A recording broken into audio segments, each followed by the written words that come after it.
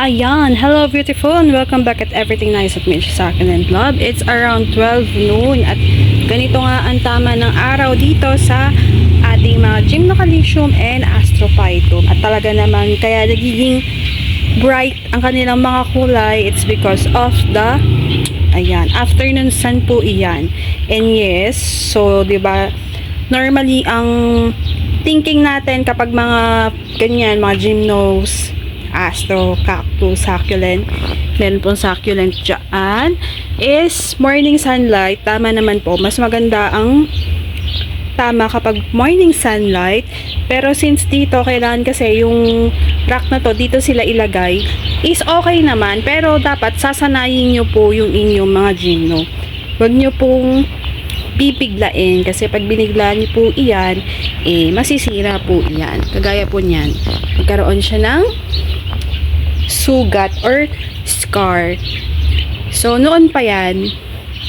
So, lucky me na nasanay na itong mga gymnocalcium sa init ng araw, afternoon sun. Lagi ko naman chinichismis yan kung paano sa mga vlog ko noon.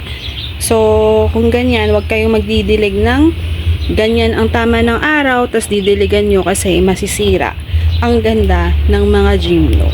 Ayan. So, kaya brightly red at madali silang ma-dehydrate. So, kung ilalaban nyo sa araw, dapat wasto yung pagtutubig. Ayan. So, ganyan ang kaganapan. Even succulent, nagulat ako na kaya naman pala nila mabuhay within the afternoon sunlight.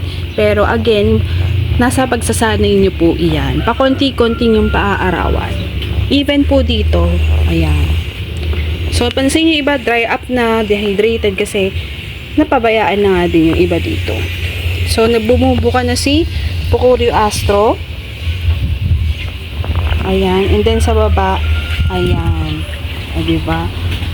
So, ang init talaga as in, mga bi.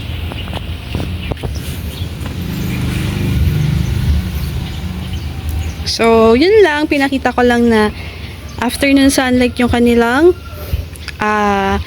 tama ng araw. And yes, kaya naman nila.